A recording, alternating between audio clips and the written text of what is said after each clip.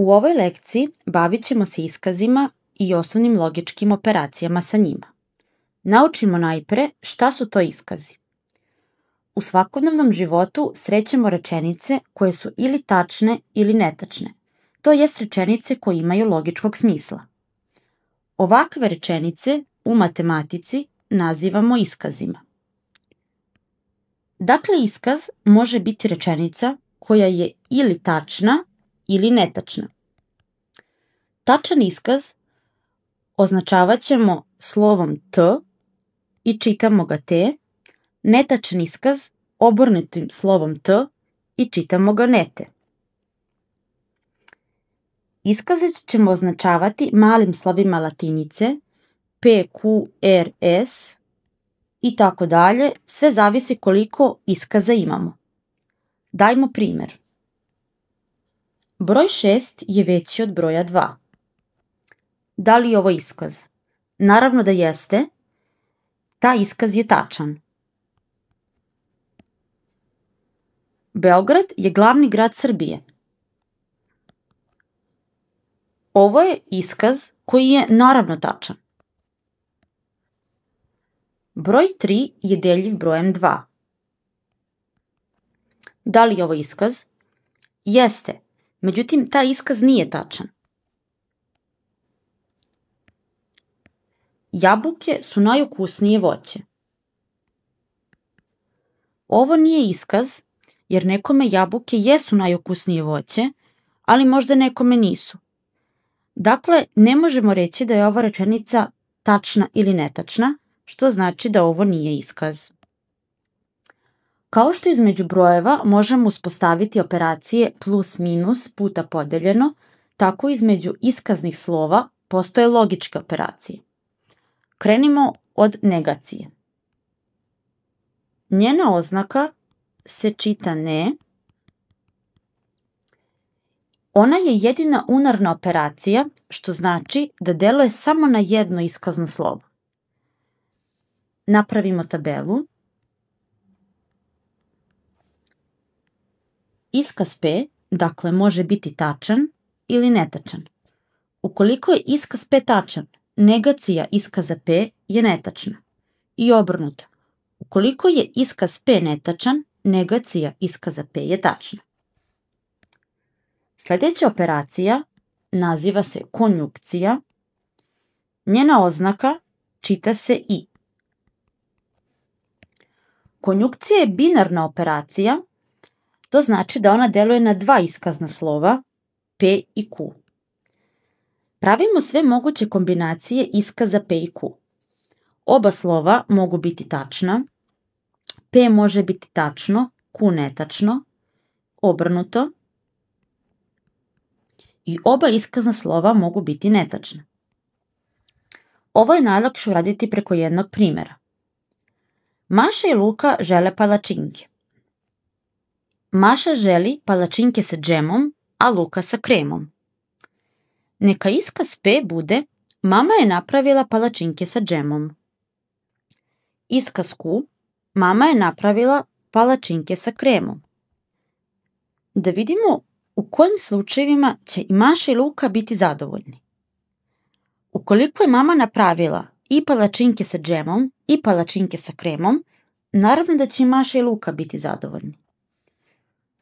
Ukoliko je mama napravila palačinke sa džemom, ali nije napravila palačinke sa kremom, Maša će biti zadovoljna, ali Luka neće, što znači da njih dvoje zajedno neće biti zadovoljni. I obrnuto. Ukoliko je situacija ista, ukoliko je mama napravila palačinke samo sa kremom, ali ne i sa džemom.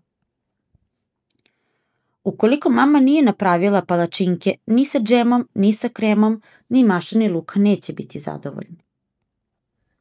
Možemo zaključiti da je konjukcija jedino tačna u slučaju kada su oba iskazna slova tačna.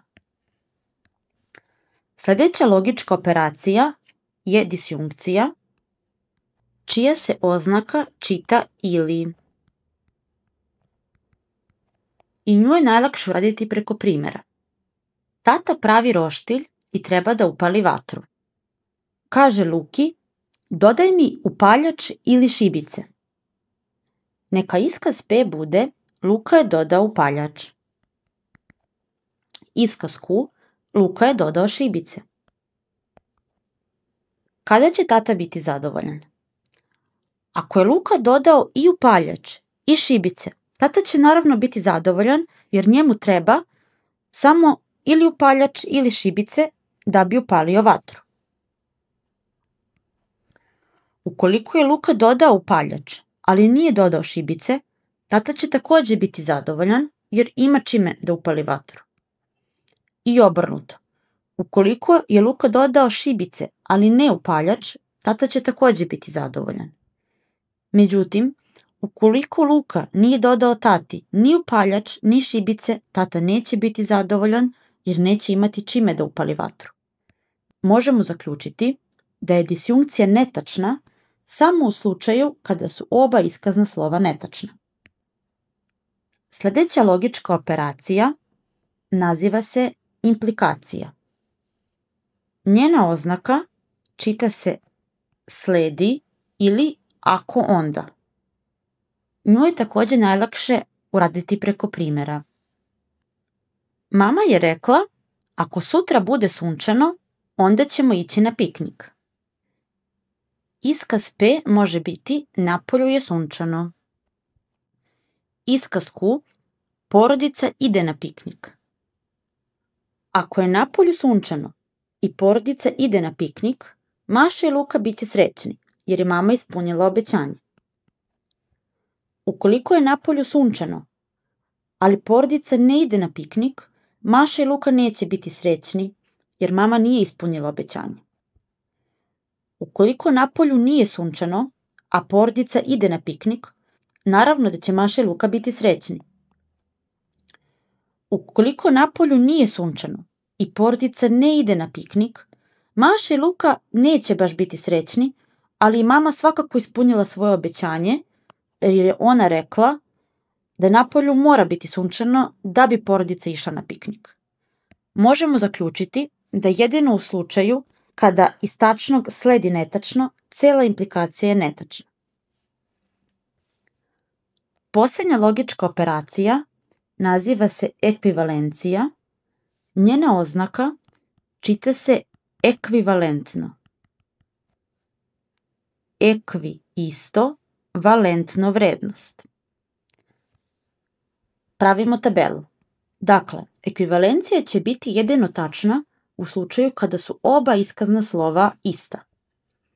Kada su i P i Q tačni, ekvivalencija će biti tačna. Takođe, ako su P i Q netačni, ekvivalencija će ponovo biti tačna. Rekli smo da jedino u slučaju kada je jedno iskazno slovo tačno, a drugo netačno, ekvivalencija će biti netačna.